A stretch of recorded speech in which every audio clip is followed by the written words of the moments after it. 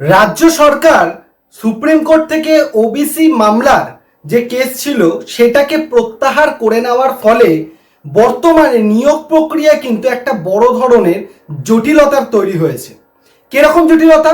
যেমন আগে ওবিসির ক্ষেত্রে যে রিজার্ভেশনটা ছিল সেটা 17% ছিল, কিন্তু এই ওবিসি মামলাকে প্রত্যাহার করার ফলে এই ওবিসি সংরক্ষণ বর্তমানে কিন্তু 7% বা 7%-এ এসে দাঁড়িয়েছে। তাহলে এই যে 17% থেকে ওবিসি সংরক্ষণ 7%-এ নেমে গেল, এর ফলে যে সমস্ত নিয়োগ প্রক্রিয়াগুলো চলছিল সেখানে যারা ওবিসি রিজার্ভেশন পেয়েছিল 17% থাকার জন্য, তাদের মধ্যে অনেকেরই কিন্তু এই মুহূর্তে রিজার্ভেশন আর থাকছে না, এবং সেক্ষেত্রেই মেন সমস্যাটা হয়ে যাচ্ছে, জটিলতা তৈরি হচ্ছে। যেমন আমরা এসএলএসটি 2025-এর যে নিয়োগ প্রক্রিয়া চলছিল সেই নিয়োগ প্রক্রিয়াটাকে যদি একটু বিশ্লেষণ করি, সেখানে আমরা দেখব সেখানে যারা পরীক্ষা দিয়েছেন তারা কিন্তু ওই 17% রিজার্ভেশনটাকে ধরেই ওবিসির ক্ষেত্রে তারা কিন্তু পরীক্ষা দিয়েছেন। এবার এখন যদি হঠাৎ করে 7%-এ রিজার্ভেশন নেমে আসে, তাহলে তাদের মধ্যে অনেকেরই কিন্তু এই ওবিসি রিজার্ভেশনটা থাকছে না। তাহলে কি হতে চলেছে? তাহলে কি প্যানেল বাতিল হয়ে যাবে? তাহলে কি এই প্যানেলটার অস্তিত্ব থাকছে না? এই সমস্ত সমস্যা কিন্তু এখন প্রচুর পরিমাণে সবার মনের মধ্যে চলছে, তথা সমগ্র শিক্ষক সমাজের মধ্যে কিন্তু এই ধরনের সমস্যা চলছে।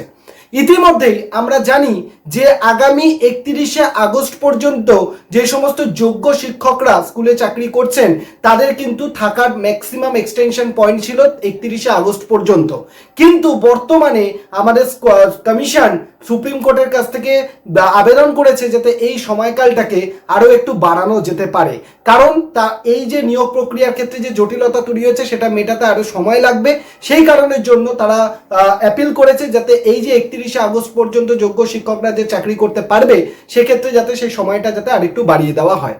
এবং সত্যি কথা বলতে এই যে নিয়োগ প্রক্রিয়ার যে জটিলতা, এসএলএসটির দিকে যদি আমরা তাকাই, এসএলএসটির ক্ষেত্রে একাধিক বিষয় জটিলতা তৈরি হয়েছে। যেমন 10% এক্সট্রা, মানে 10 নম্বর এক্সট্রা অভিজ্ঞতার নম্বর, প্লাস এখন ওবিসি মামলার যে ঘটনা সেটা 7% থেকে 17% থেকে 7%-এ নেমে আসার ফলে যে সমস্যা তৈরি হয়েছে, যেটাকে সংরক্ষণজনিত সমস্যা, প্লাস তোমার যারা ফ্রেশার্স রয়েছে তাদের সাথে যেটা ইন সার্ভিস তাদেরকে একসাথে পরীক্ষা বসিয়ে দেওয়া, যেটা পুরোপুরি সংবিধান বিরোধী একটা কাজ।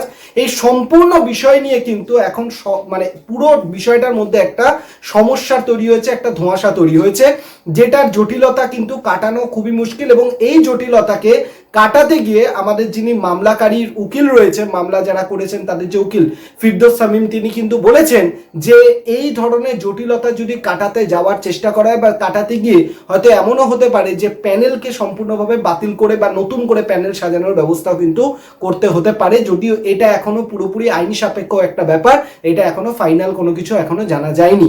তবে আমাদের বর্তমান যিনি কলকাতা হাইকোর্টের বিচারপতি অমৃতা সিনহা, জাস্টিস অমৃতা সিনহা, তিনিও কিন্তু এই পুরো বিষয়টাকে নিয়ে অত্যন্ত চিন্তিত এবং তার কাছেও পুরো বিষয়টা অত্যন্ত জটিলতা তৈরি করেছে। এবং তিনি 2016 সালে যারা চাকরি প্রার্থী, যারা চাকরি চলে গেছে তাদের জন্য যেমন দুঃখ প্রকাশ করেছেন, তার সাথে সাথে যারা ফ্রেশার্স রয়েছেন, যারা 10 নম্বর অতিরিক্ত ইন্টারভিউ আগেই নাম্বারের আগেই তাদেরকে 10 নম্বর জুড়ে দেওয়ার ফলে তারা যে পিছিয়ে পড়েছে সেই ব্যাপারটা নিয়েও কিন্তু তিনি দুঃখ প্রকাশ করেছেন। তাই এখন বর্তমানে আমাদের যা পরিস্থিতি এসে দাঁড়িয়েছে, 10 নম্বর রিজার্ভেশনের 10 নম্বর এক্সট্রা নাম্বারের জন্য, প্লাস তোমার ওবিসির ক্ষেত্রে 17% থেকে যদি রিজার্ভেশনটা কমে 7%-এ নেমে আসে, তাহলে যারা এতদিন ধরেই 7%-এর ওপর ভিত্তি করে 17%-এর ওপর ভিত্তি করে সিলেকশন হলো, ইন্টারভিউ হলো, ডকুমেন্ট ভেরিফিকেশন হলো, তাহলে তাদের কি সবটা বাতিল হয়ে যাবে? আবার নতুন করে কি প্যানেল তৈরি হবে? প্লাস এই যে ইন সার্ভিসদেরকে নতুন ফ্রেশারদের সাথে পরীক্ষায় বসিয়ে দেওয়া, এই প্রত্যেকটা বিষয়ের যে জটিলতা, এই জটিলতা কিন্তু কাটানো এখন খুবই মুশকিল। এবং এর জন্য আগামী 3 আগস্ট, 3 আগস্টে কিন্তু আমাদের আগস্টের 3 তারিখ একটি কলকাতা হাইকোর্টে একটি মামলা হতে চলেছে, শুনানি হতে চলেছে। সেই শুনানিতে কিন্তু আমাদের সকলের চোখ থাকবে যে আগামী এই 3 আগস্ট যে শুনানি হবে সেই শুনানিতে কি উঠে আসছে। এই 3 আগস্টের যে শুনানি সেটা দেখে আমরা কিন্তু অনেকটাই বুঝতে পারবো যে জল অ্যাকচুয়ালি কোন দিকে গড়াচ্ছে। 10 এক্সট্রা 10 নম্বরের মামলাটা কি হতে পারে, বা ওবিসির ক্ষেত্রে 17 থেকে 7% আসার ফলে প্যানেল ক্যান্সেল হবে কি হবে না, বা তার সাথে সাথে ফ্রেশারদের সাথে ইন সার্ভিসদের বসিয়ে দেওয়াটা কতটা যুক্তিপূর্ণ, এই পুরো বিষয়টা নিয়ে কিন্তু আগামী 3 আগস্টে মানে আগস্টের 3 তারিখ আমাদের কিন্তু কলকাতা হাইকোর্টে আমাদের জাস্টিস অমৃতা সিনহা ডিভিশন বেঞ্চে কিন্তু সেখানে কি হবে, সেখানে কিন্তু পুরো বিষয়টা নিয়ে তোমার শুনানি হবে। তো আমাদের প্রত্যেকের কিন্তু 3 আগস্টে কি শুনানিতে রায় আসছে সেটা নিয়ে কিন্তু আমাদের সকলের নজর ওইদিকে থাকবে, কারণ এই মতো পরিস্থিতিতে গত সরকার যে ঘটনাগুলো ঘটিয়ে গেছে, প্রত্যেকটা ঘটনা 10 নম্বর ইন্টারভিউর আগে যোগ করে দেওয়া, ইন সার্ভিসদের সাথে ফ্রেশারদেরকে পরীক্ষায় বসিয়ে দেওয়া, বা ওই ওবিসির ঘটনা, সম্পূর্ণ বিষয়গুলোকে যদি তোমরা দেখো প্রত্যেকটা বিষয়ে কিন্তু জটিলতা তৈরি করে গেছে আমাদের পূর্বের সরকার।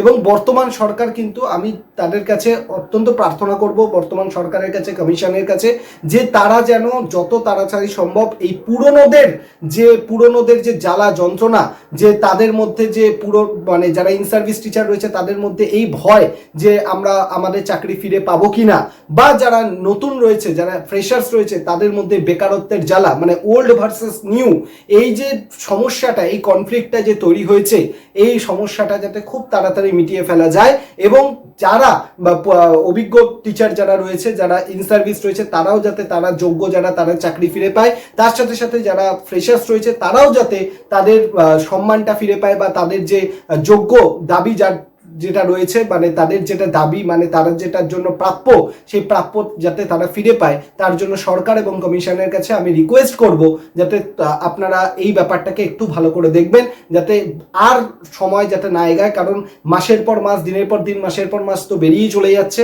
কিন্তু এই সমস্যাটা কিন্তু অ্যাকচুয়ালি কোনো সমাধান হচ্ছে না। তাই আপনাদেরকে বলবো যত তাড়াতাড়ি সম্ভব এই ব্যাপারটাকে নিয়ে একটু আপনারা কাজ করুন। এটা আমার কাছে প্রত্যেকটা স্টুডেন্ট কমিউনিটি থেকে, টিচার কমিউনিটি থেকে আপনাদের কাছে রিকোয়েস্ট রইল।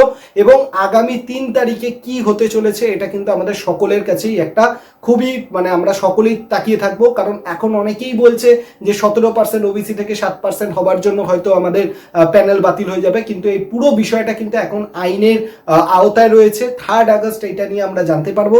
তাই প্যানেল বাতিল হবে কি হবে না এই নিয়ে এখন কোনো টেনশন করার দরকার নেই, কারণ এইটা আমরা এখন কেউ জানি না যে প্যানেল ক্যান্সেল হবে কিনা বা কি হবে।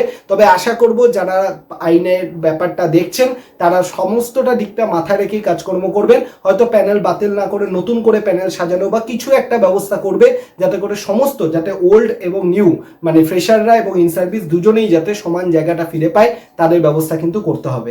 এইটুকুনি রিকোয়েস্ট আমার সরকারের পক্ষে এবং আইনের যারা রয়েছেন তাদের পক্ষে, তাদের কাছে আমার পক্ষ থেকে রইল। এবং তোমাদের যার যা মতবাদ থাকলো এই ভিডিওর কমেন্ট সেকশনে অবশ্যই করে কমেন্ট করে জানাবে যা কিছু মতবাদ, কারণ তোমাদের মতবাদটাও আমার কাছে জানাটা খুব দরকার। তোমরা কি চাইছো, তোমাদের হয়ে সোশ্যাল মিডিয়াতে, ইউটিউবে আমি আওয়াজ তুলবো, তার জন্য তোমাদের যা যা প্রয়োজন, যা যা দরকার অবশ্যই ভিডিও কমেন্ট সেকশনে জানাবে। আর একটা অবশ্যই ভিডিওটাকে শেয়ার করে দেবে সমস্ত জায়গায়, যাতে করে এই যে সমস্যাগুলো তৈরি হয়েছে এই সমস্যা যেন অন্তত সরকার অবধি পৌঁছায় এবং আমরা খুব তাড়াতাড়ি এর সমাধান যাতে খুঁজে পেয়ে যেতে পারি। ঠিক আছে? তো আর এই চ্যানেলটাকে তোমরা সবাই সাবস্ক্রাইব করে রাখো, যেমনটা আমি বলি, যাতে করে কোনো রকম এসএলএসটি টেট রিলেটেড আপডেট যদি আসে তোমার কাছে সবার আগে যাতে পৌঁছে যায়। সবাই খুব ভালো থাকো, সুস্থ থাকো, চ্যানেলের সাথে কানেক্টেড থাকো। কোনো রকম কোনো ইনফরমেশন জানতে চাইলে ভিডিওর কমেন্ট সেকশনে জানাবে। সবাই সুস্থ থাকো, দেখা হচ্ছে পরের ভিডিওতে।